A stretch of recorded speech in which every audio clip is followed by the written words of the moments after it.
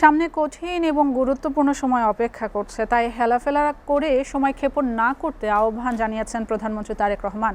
তিনি মনে করেন শুধু এমপি মন্ত্রীদের প্রচেষ্টায় নয়, বরং দেশের প্রতিটি নাগরিকের সক্রিয় অংশগ্রহণেই একটি সফল রাষ্ট্র গড়ে তোলা সম্ভব। ঢাকা ইঞ্জিনিয়ার্স ইনস্টিটিউটের শহীদ প্রেসিডেন্ট জিয়াউর রহমানের ৪৫তম শাহাদাত বার্ষিকীর আলোচনা সভায় কথা বলেন প্রধানমন্ত্রী। তিনি বলেন, নির্বাচনী ইশতেহার যথাযথ বাস্তবায়নের মাধ্যমে শহীদ জিয়ার প্রতি সম্মান প্রদর্শন করতে হবে। আব্দুল আহাদের প্রতিবেদনে বিস্তারিত। বাংলাদেশের ইতিহাসে এক অবিচ্ছেদ্য নাম শহীদ প্রেসিডেন্ট জিয়াউর রহমান। স্বাধীনতা পরবর্তী সংকটময় সময়ে একটি ভঙ্গুর অর্থনীতি, সামাজিক বিশৃঙ্খলা, অনিশ্চয়তা আর হতাশার বাংলাদেশকে নতুন সম্ভাবনার পথে এগিয়ে নেওয়ার নেতৃত্ব দিয়েছিলেন তিনি।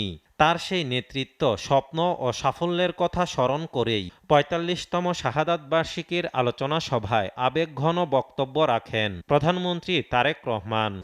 জিয়াউর রহমান বলতেই তারা বাংলাদেশ বুঝতো, যে বাংলাদেশ বলতেই মুসলমান দেশগুলো জিয়াউর রহমান বুঝতো।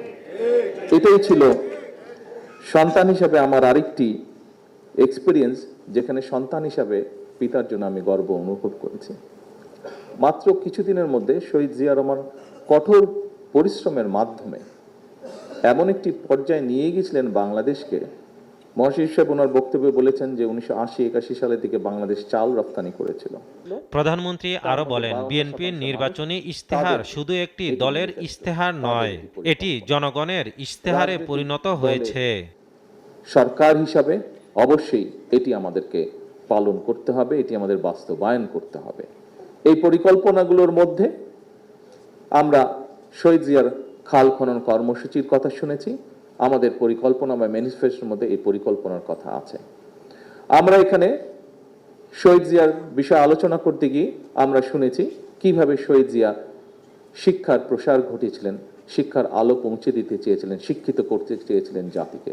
ঠিক তারই রিফ্লেকশন, শিক্ষা সংক্রান্ত বিষয় তারই রিফ্লেকশন আমাদের এই ম্যানিফেস্টোর মধ্যে আছে।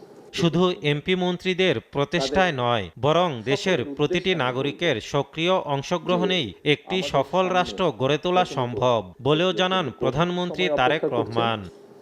আমাদের সামনে একই সাথে অত্যন্ত একটি গুরুত্বপূর্ণ সময় অপেক্ষা করছে। এই সময়টিতে, এই গুরুত্বপূর্ণ এবং কঠিন সময়ে আমাদের হেসে খেলে চলে গেলে খুব বড় ক্ষতি হয়ে যাবে। ক্ষতি কার হবে? ক্ষতি আপনার হয়তো হবে না, ক্ষতিটি হবে দেশের, ক্ষতিটি হবে আপনার ভবিষ্যৎ প্রজন্মের। আব্দুল আহাদ, এসটিভি, ঢাকা।